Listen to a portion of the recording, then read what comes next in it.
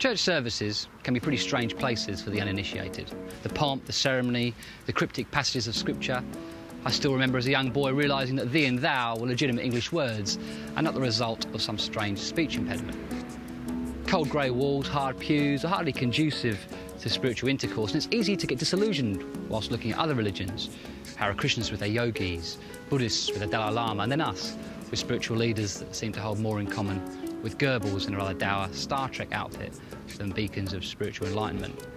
But in amongst it all, you can be struck to the core by a well-placed verse, or by a poignant point, or by a hymn that began its life in Wapping in London's Tower Hamlets. John Newton was born in Wapping in 1725, and his father was a ship's master. So from the age of 11, he would join him on voyages around the globe.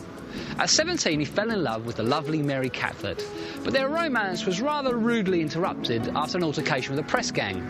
Whilst visiting relatives, John was happened upon by these rather ruthless naval recruiters, and before he knew it, he was on the HMS Harwich, a man of war. Now, there was something about the poor pay, living conditions, and having to put up with the stench of sweaty men that he objected to, and so he made plans to escape. Unfortunately for John, his skill set lay more firmly in the camp of Captain Pugwash than Harry Houdini, and so he was promptly recaptured, dragged to the front of the ship, stripped, and flogged 300 times. It was during this time that John sank into a deep depression. Out on the high seas en route to India, John was transferred from the HMS Harwich to a slave ship called Pegasus. And it was during this time, by his own account, that he descended into sins of the most dark and licentious variety, including aberrations such as writing rude songs about those around him, including the mates and captains, much to the amusement of those around him, because you see, John was a very talented songwriter. In keeping with his lifestyle thus far, he was then sold to a slave owner whose wife detested him and brutally abused him, attempting at one time to starve him to death. But destiny called, and he was transferred again onto another boat.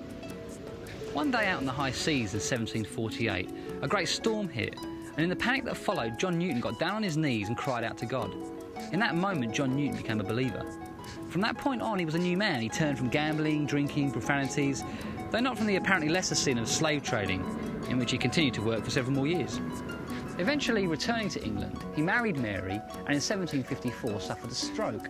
It was then that he realised the inconsistencies of his faith and vocation. He took up studying theology and became a priest.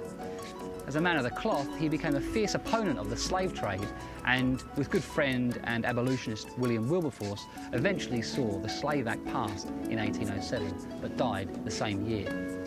Today, John Newton is remembered in Sierra Leone, where they have a town named after him, Newton, but he's best remembered to us for writing the hymn, Amazing Grace, how sweet the sound, that saved a wretch like me.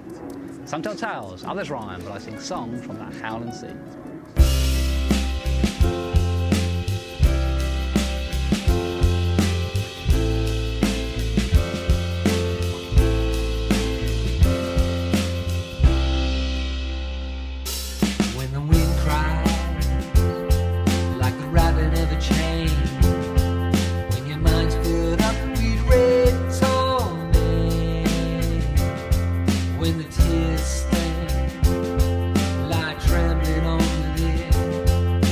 Yes,